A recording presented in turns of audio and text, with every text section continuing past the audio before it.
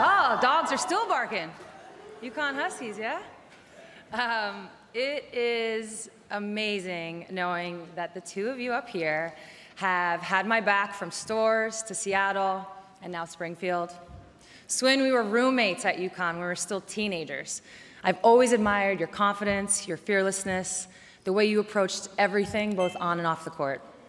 From sharing a dorm room to sharing championship moments, you've been there through it all. And our group chat with Asia and Tamika, who are here today, is still going strong, proving that some bonds really are unbreakable. And Coach Auriemma, all those years ago, you gave me the most important piece of advice I've ever received. I mean, I guess you gave a lot of advice because you talk a lot, but this was really the one I remember. You said, you know, it's not often you get to take shots, and he doesn't have a mic to come back, so.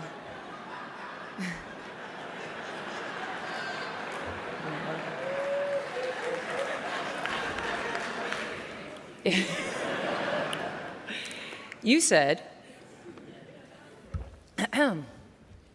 basketball is not a game of how to.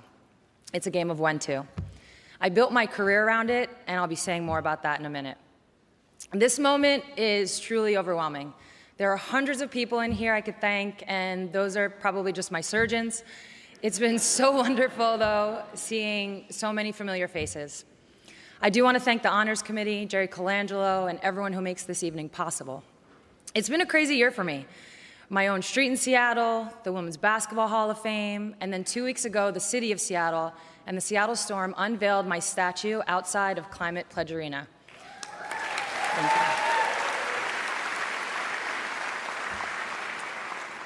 The first WNBA player, but certainly not the last. And you know, for years, when you play in the WNBA for years, we were told the league's not going to make it, that it wasn't important. But we're in Massachusetts, so like the great Will Hunting once said, how do you like them apples?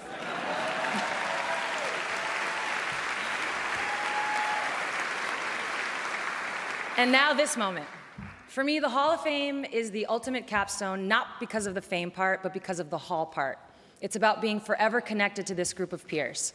The real honor is becoming part of a community that includes everyone, from the trailblazers who came before us, like Ann Donovan, rest in peace, and Ann Myers-Drysdale, whose faces I used to see on the walls when I visited here as a kid, to all the players still out there changing the game. And of course, to our 2025 class, Maya, Sil, Mello, Dwight, Billy, Mickey, Danny, and the 2008 men's Olympic team. I remember that Olympics well. It was a great Olympics. Both teams hanging out, winning gold. I mean, it was kind of weird how LeBron, Chris, and Dwayne kept yapping about 3-year deals with a player option, and where do you want to take your talents? Where do you want to take your talents? I don't know, I tuned it out. I'm sure Mickey could probably tell you guys about that later. But Beijing was fun, and it was so memorable, so congrats to you guys. This honor really boils down to one word that Maya, Sylvia, and I know doesn't come easy, especially in the career of a female athlete: belonging. I learned its importance early, because no matter how tough the odds, I found my footing by finding my people. And sometimes they found me. Growing up on Long Island, our 5th grade elementary school yearbook asked us to predict what we'd be when we grew up. I said a doctor, a lawyer, or a professional soccer player.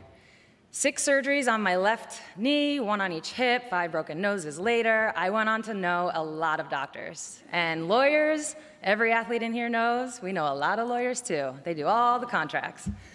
As for professional soccer players, well, I didn't become one, but I scored one anyway.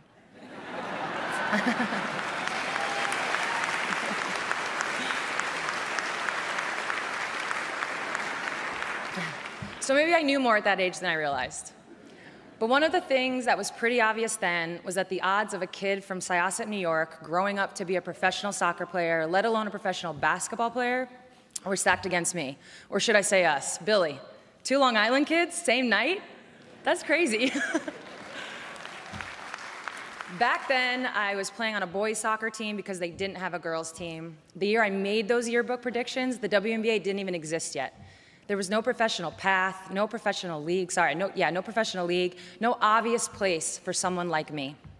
But at every phase, there were people who made sure I knew I had a place in basketball. And that's how basketball became my home. My mom, Nancy, didn't care whether I won or lost. She just gave me the freedom and space to find my belonging. My dad, Herschel, loves the game and always challenged me to be my best, which eventually backfired when I started beating him one-on-one. And my older sister, Jen, was the first athlete and person I looked up to. And not just because she was taller at the time. She set the bar that pushed me to be better. I was playing on a local CYO team when someone approached my parents and invited me to an AAU tryout. It was life-changing. I joined the Liberty Bells, a team from Queens, shortly after, and from that point on, I was playing against the best, with the best. More than that, it was the connection of community. I'd found my fit. But even then, it wasn't automatic. My dad used to call me Peanut because when I'd go to these national tournaments, I looked tiny standing among the other girls. But that turned out to be a gift too, because I couldn't fall back on overpowering anyone physically. I had to develop my basketball IQ at a really young age to bridge that gap. By the way, don't let my last couple years in the WNBA fool you. I was fast. Sometimes they show these old highlights, and anyone knows if you play a long time, they only show your later ones. Where are those young years, you know? I remember Coach Ariyama, first time he ever saw me play, he told me, you're the quickest point guard I've ever seen. I was so proud of that. And then I got to college and lost every race to Swin. Every single one. So there's always levels. Along the way, again and again, I got better, stronger, and more resilient with the help of a second family, of teammates and mentors. From Coach McCarthy, who was, the dad of a kid on the team, who taught me to shoot with one hand, to my first AAU coach, Mr. McGlynn, the first but certainly not the last to yell, "Shoot the ball, Sue!" Okay, I got that a lot. From my second AAU coach, who told me, don't become a player who had great potential, become a great player. To Brian Agler in Seattle, who told all of us, you can either find reasons to get things done or find excuses not to, which Megan reminded me of every time I procrastinated with these remarks. In fairness, I had a lot of speeches to write this summer. And support even came from people I didn't even really know. People who made me feel that I belonged at the moments I didn't even realize I needed to hear it. The neighborhood boys who learned I should always be the first pick at the park. Or the security guard at a St. John's University game who asked for my autograph when I was 11 years old after watching my team play at halftime, telling me, this is going to be worth something someday. Nothing quite prepares you for the first autograph request from someone who isn't related to you. Suddenly you realize other people see something in you too. Flash forward 12 years living in a new coast in Seattle where you get shunned if you jaywalk, but you're a wimp if you use an umbrella. It was an adjustment. But one day I was swimming at the gym. I went into the pro shop to buy some new goggles. The cashier behind the desk asked my last name to pull the account up. So I said, Bird. And she goes, oh, like Sue Bird. And I was like, yeah, exactly. And she goes, what's your first name? I was like, Sue. She did a double take, gave an embarrassed chuckle, explained that she's not a sports fan, but she watches the news. And just like that, this New Yorker felt like I belonged in Seattle. What a wild journey over 30 years to go from no league at all to a league of our own, and today the ultimate place of belonging here in Springfield. To all my teammates, coaches, friends, and family, my biggest supporter, Megan, thank you for helping me be my best. To the University of Connecticut, Coach, CD, Tanya, and Jamel, you built the foundation. To the Seattle Storm organization, you gave me a home. To everyone at USA Basketball, you gave me an opportunity to represent my country, the ultimate honor.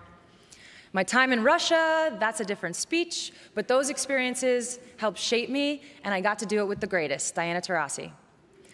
To Nike, the WNBA, from Val Ackerman to Kathy Engelbert, the NBA and Adam Silver, to all the partners and sponsors who invested in women's basketball when it wasn't the popular thing to do. And to my agents and advisors who guided me through every decision, thank you for always having my back. It all really goes back to what Coach Ariyama taught me. The game itself is relatively simple. The hard part isn't knowing how to, but when to. And in my career, the biggest challenge was knowing when to reinvent myself at so many pivotal moments. Only I could do it, but I didn't do any of it alone. It was the people around me, the second family who helped me through. It was the teammates at UConn who supported me when I tore my ACL just 8 games into my freshman year, who listened to me when I was worried it was a death sentence for my career, and sat next to me on the bench when I just wanted to be out on the court.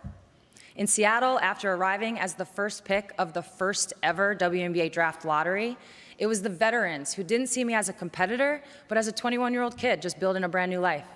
They took me to breakfast, they showed me where the grocery store was, they showed me the ropes in every way. Plus, I got to team up with Lauren Jackson, who couldn't be here today, but who have been up here with these guys presenting me.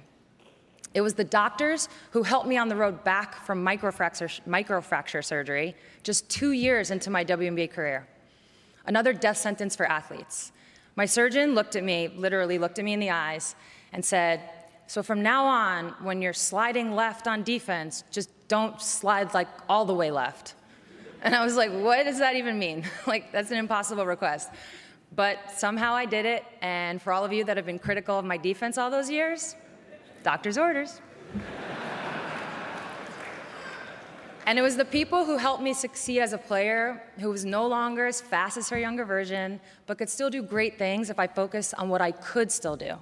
It was Jenny Busek who pulled me aside and said I needed to embrace my old lady game to protect the tread on my tires and preserve what was left so it was there when we needed it. And that's when I hired my performance coach, Susan Borchard, because sometimes you need someone to focus on the how-to when you're so focused on the when-to. Because I knew they believed in me, it helped me believe in myself too. Through injuries, fighting Father Time, or as I like to joke, just trying to tie him, weathering the ups and downs from the Storm's rebuild when I was much closer to the end of my career than the beginning, and wondering if I'd ever even make the playoffs again, to winning the championship 2 more times. With the help from back-to-back #1 picks, Brianna Stewart and Jewel Lloyd. Love you guys, thank you for that. That's when I learned that belonging isn't passive, it takes work. And the same way others created it for me, I wanted to create it for the next generation coming up, like for my young nieces, Zoe and Alex, who are here today. Each of you helped this point guard get the most out of the chip on my shoulder in the game that values scoring above all, motivating me to prove people wrong and find my footing in whatever moment found me. Sometimes that meant stepping up as a scorer, other times it meant facilitating, and eventually it meant growing up from a behind-the-scenes leader to someone comfortable using her voice for what she believes in. At every step, it all came down to this. I couldn't have found my place if I wasn't lucky enough to find my people. Thanks for being the people who decided that in a when-to game, it was always the right time to make me feel like I belonged. This Hall of Fame induction isn't just about individual achievement, it's about joining a community where I'll always belong, a belonging that can never be taken away. In other words, I'll close with something point guards don't often get to say. Thank you for the assist.